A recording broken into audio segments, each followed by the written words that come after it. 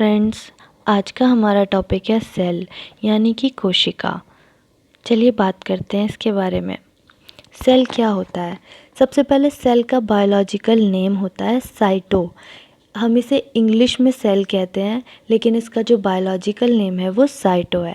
कल की वीडियो में मैंने आपको बताया था कि स्टडी ऑफ सेल को हम साइटोलॉजी कहते हैं। इसकी डिस्कवरी किसने की और फादर ऑफ सेल किसको कहा जाता है? तो रॉबर्ट हुक ने सन 1665 में इसकी खोज की थी। सेल होता क्या है? सबसे पहले सेल एक basic structural and functional unit होती है किसी भी लिविंग सेल की। आप इसको ऐसे समझ सकते हैं जैसे कि हम कोई घर बनाते हैं तो उसमें हम सबसे पहले किस चीज़ का यूज़ करते हैं? ईंटों का। इसी तरीके से जो हमारी पूरी बॉडी है उसको बनाने के लिए जो सबसे बेसिक चीज़ यहाँ पे लगी है वो है सेल, यानी कि हमारी बॉडी पूरी की पूरी किससे बनी है? सेल से बनी हुई है। ठीक है, आगे हम बात करते हैं। जो रॉबर्ट हुक थे, इन्होंने सबसे पहले 1665 में एक सेल की खोज की जो कि एक डेड सेल था। ये इन्होंने एक जो पेड़ की छाल होती है, कॉर्क जिसको हम बोलते हैं, उसमें एक सेल की खोज की थी। इसके बाद हम देखते हैं लिविंग सेल। तो लिविंग सेल की खोज की थी एंटोनी वॉन ल्यूवेनहॉक ने। इन्होंने एक पॉन्ड के अंदर, एक तालाब के अंदर एक सेल की खोज की थी जिसको माइक्रोस्कोप से देखा गया तो वो एक लिविंग सेल था। इसके बाद हम बात करते हैं सेल थ्योरी के बारे में। तो सेल थ्योरी जो दी है, कोशिका सिद्धांत, वो श्लाइडन और श्वान, दो साइंटिस्ट हुए, उन्होंने दी थी। नंबर ऑफ़ सेल की अगर हम बात करें तो हमारी बॉडी में नंबर ऑफ़ सेल्स जो प्रेजेंट होते हैं वो 10 की पावर 14 होते हैं।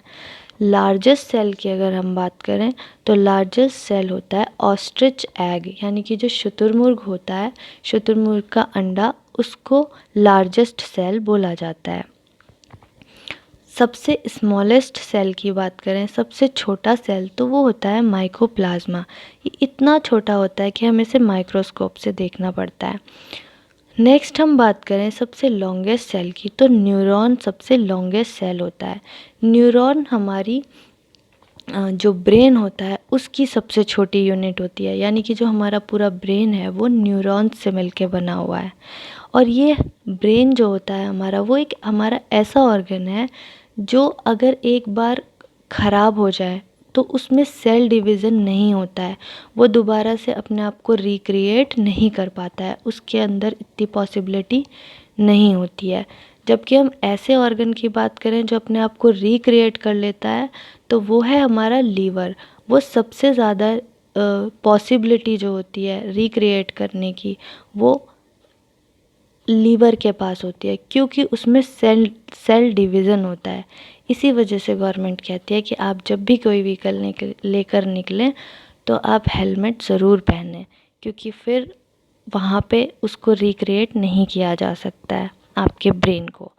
नेक्स्ट हम बात करें लार्जेस्ट सेल की, तो largest cell in our body is ovum, जो कि फीमेल में प्रेजेंट होता है, इसे अंडाणु कहते हैं। सबसे छोटे सेल की बात करें हमारी बॉडी में तो वो होता है स्पर्म, जो कि मेल में प्रेजेंट होता है। नेक्स्ट हम बात करते हैं, जैसे मैंने अभी आपको बताया, बहुत सारे सेल आपस में मिलके एक टिश्यू का निर्माण करते हैं। बहुत सारे टिश्यूज़ आपस में मिलके ऑर्गन्स का निर्माण करते हैं। ऑर्गन्स होते हैं हमारे, जैसे लीवर हो गया, पैनक्रियाज हो गया, हमारा हार्ट हो गया, ब्रेन हो गया, और ये सारे ऑर्गन्स मिलके हमारी बॉडी का निर्माण करते हैं। नेक्स्ट हम बात करते हैं सेल थ्योरी के बारे में। सेल थ्योरी 1839 में श्लाइडन और श्वान के द्वारा दी गई थी। इन्होंने इस थ्योरी में बताया था कि कोई भी लिविंग थिंग जो बनी है वो एक या एक से ज़्यादा सेल से मिलकर बनी है, और ये सारे के सारे सेल्स जो होते हैं वो एक कोऑर्डिनेशन में काम करेंगे, एक दूसरे के सहायक के रूप में काम करेंगे।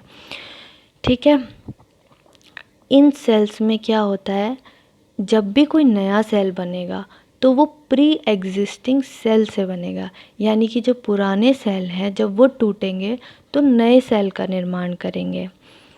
उसके बाद हम बात करते हैं इनके मेजर पार्ट के बारे में। तो अगर हम देखें सेल का जो सबसे मेजर पार्ट होता है वो होता है उसका न्यूक्लियस।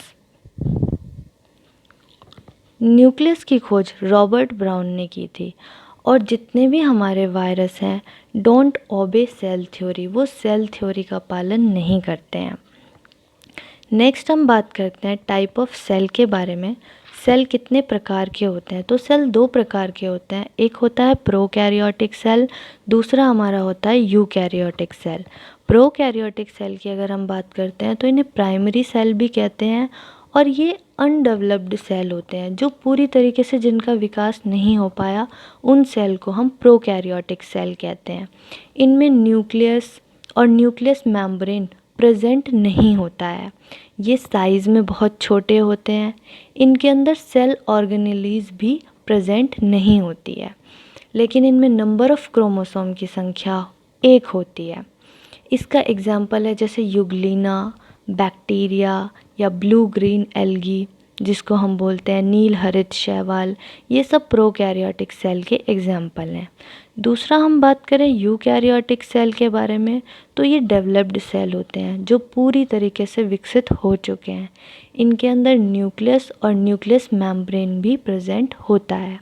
ये साइज़ में भी बड़े होते हैं और इनके अंदर सेल ऑर्गेनेलीज भी प्रेजेंट होती हैं। इनमें नंबर ऑफ क्रोमोसोम की संख्या की अगर हम बात करें तो वो 1 से ज़्यादा होती है, और इसका एग्जाम्पल है हमारा एनिमल सेल और प्लांट सेल। Thank you.